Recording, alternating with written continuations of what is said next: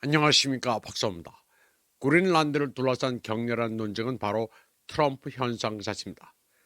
트럼프는 자신이 원하는 바를 명확히 알고 있으며 자신감 있으면서도 치밀하고 선견지명 있는 모습입니다.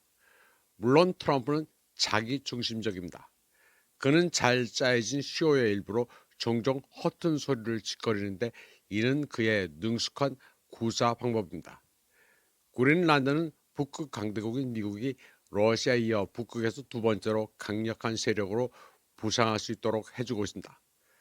더욱이 그린란드를 획득함으로써 미국은 러시아에 이어 세계 2위의 강대국으로 발돋움하게 됩니다. 또한 그린란드는 미국과 캐나다를 잇는 전략적 연결고리를 만들어준다. 트럼프는 그린란드 획득을 통해 21세기 미국 제국 건설을 위한 지정학적 작전 공간을 확보하게 됩니다. 이제 캐나다가 트럼프의 협상 테이블에 오르는 것은 시간 문제일 뿐입니다. 패권국에 둘러싼 캐나다는 미국에 완전히 의존하게 될 것입니다. 트럼프는 미국 역사에 금빛 글자로 자신의 이름을 새기고 있습니다. 그는 새로운 미국 제국의 새로운 건국 아버지로 거듭나고 있습니다. 이것이 바로 트럼프가 러시아와 우호적인 관계를 맺고 싶어하는 이유입니다. 트럼프는 러시아를 경제적 경쟁국으로 보지 않습니다. 반면 북유라시아에서 절실히 동맹국이 필요합니다. 러시아는 북극에서 미국의 자연스러운 파트너입니다. 더욱이 러시아는 주로 북부 영토와 쇄빙선 함대를 통해 미국이 오랜 시간 동안 구축할 수 없는 수준의 군사력을 보유하고 있습니다. 트럼프는 현재 나토와 유럽연합 모두에 대해 매우 불만스럽습니다. 그는 유럽 안보 체제가 바뀌어야 한다고 믿으며 새로운 미국 외교 정책 전략에 명확히 명시되는 바와 같이 러시아 없이는 제대로 기능하는 안보 체제를 구축하는 것이 불가능합니다. 이는 현재 나토는 더 이상 중요성이 없다는 것을 의미합니다. 미국과 러시아의 북극 전략 동맹은 역설적으로 중국을 이 지역에서 밀어내고 있으며 이는 트럼프에게도 매우 중요합니다. 트럼프는 실질적인 관세를 부과함으로써 유럽을 계속 괴롭히고 유럽 관료들을 굴복시킬 때까지 몰아붙이겠다는 의사를 분명히 하고 있습니다. 트럼프는 거짓말을 아주 밥 먹듯이 합니다. 트럼프는 덴마크 당국이 러시아가 위협을 가하고 있다는 경고를 20년 동안이나 무시해왔기 때문이라고 주장했습니다. 물론 모스크바는 덴마크의 자치지역인 그린란드에 아무런 관심이 없습니다. 트럼프는 트루소셜에서 나토는 20년 동안 덴마크를 향해 러시아의 위협을 제거해야 한다고 말해왔지만 불행히도 덴마크는 아무런 조치도 취하지 못했다고 주장했습니다.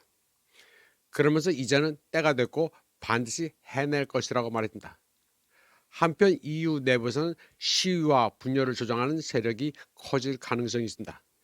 이는 유럽 내 우파를 지지하는 트럼프에게 다시 한번 유리하게 작용할 수 있습니다.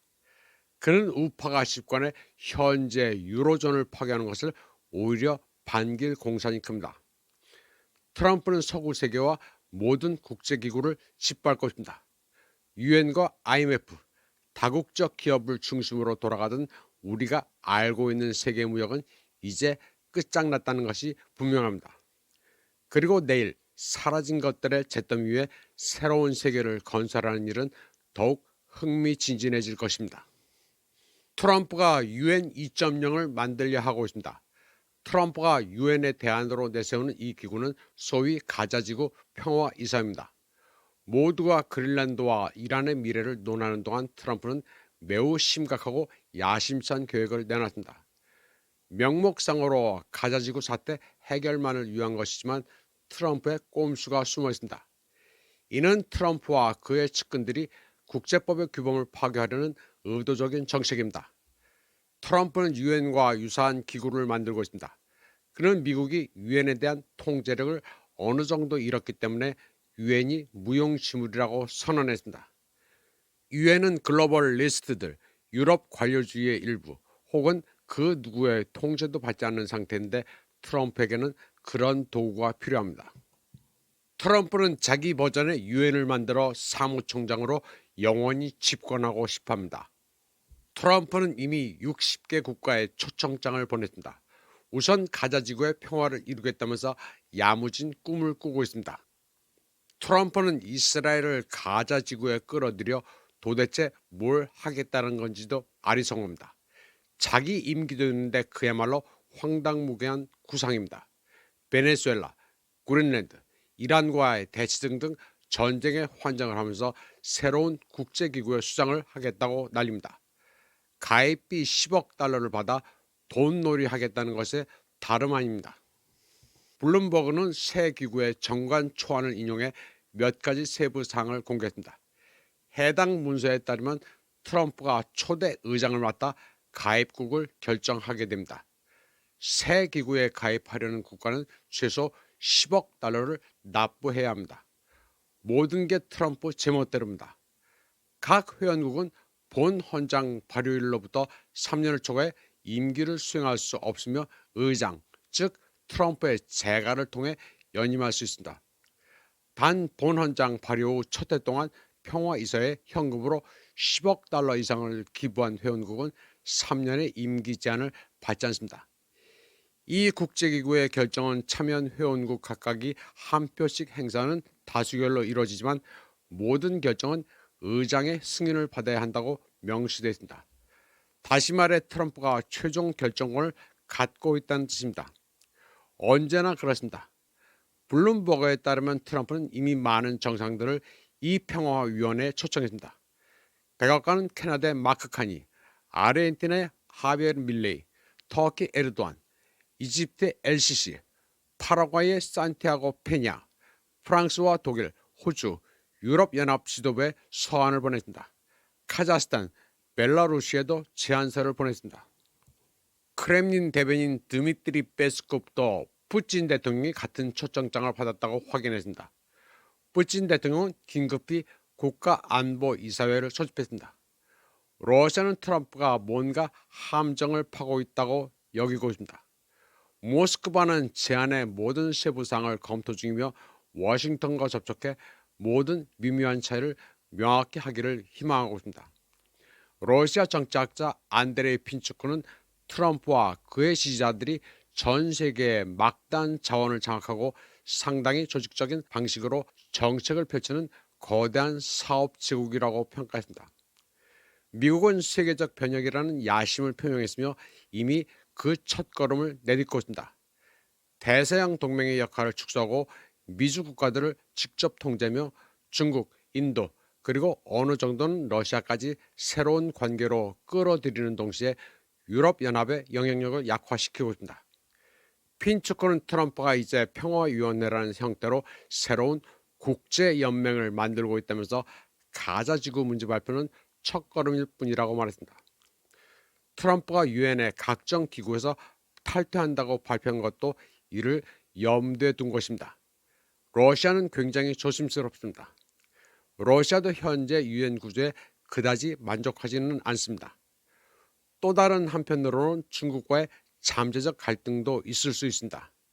안드레이 핀추크는 또 다른 중요한 점은 유엔 헌장과 유엔 문서가 모든 현대 국제법의 근간을 이룬다는 점이라고 강조했습니다.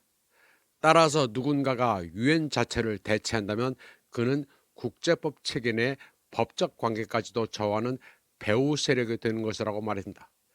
저명한 중국학자 니콜라이 바빌로프는 자신의 텔레그램 채널에서 세계 체제의 붕괴는 유엔의 붕괴를 의미한다고 주장하며 대신 미국의 트럼프 클럽처럼 10억 달러 미만의 자산가들은 환영받지 못하는 다양한 신봉건적 모방제, 즉 원로들이 등장할 수 있다고 예측했습니다.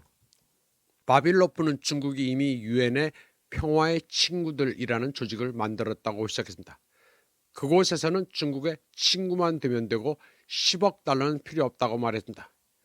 그는 상하이 협력기구는 분명히 어려움을 겪고 있다면서 이 기구는 이란 문제나 인도 파키스탄 분쟁에 대해 공개적이고 조율되고 개념적인 결정을 내리기를 거부했다고 말했습니다. 유엔 안전보장이사는 국제평화와 안보 유지를 책임지는 유엔의 주요 기구로서 모든 회원국의 법적 구성력이 있는 결정을 채택할 권한을 가지고 있습니다.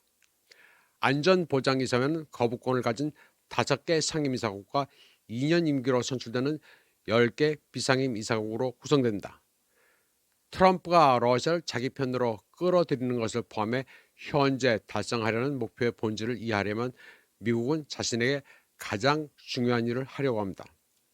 안드레이 핀초크는 여기서 중요한 것은 매우 치밀하고 미묘하며 강력하고 위험한 정책이라고 설명합니다.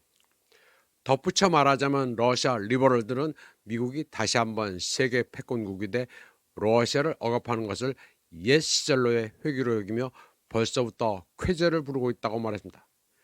그들은 푸틴이 트럼프의 제안을 받아들이면 고립이 해제되고 예전처럼 니스, 몬테카를로, 런던에서 생활할 수 있을 것이라고 말합니다. 따라서 소위 평화파가 이 아이디어를 우크라이나 분쟁의 해결을 위한 비장의 카드로 활용하려 할 가능성이 매우 높다고 평가했습니다. 그는 크렘린이 이번 초대 위험성을 충분히 인지하고 있다는 것은 분명하다고 말했습니다. 러시아 국가안보회의 위원들과의 실무회의 의제에는 단 2가지만 포함되어 있었습니다. 하나는 현재 안보 문제, 다른 하나는 다극화 세계 구축에 대한 러시아의 참여와 그 방향에 대한 행동이라고 말했습니다. 이런 가운데 트럼프는 사상 최대 미국 대표단을 이끌고 다보스 포럼에 참석합니다.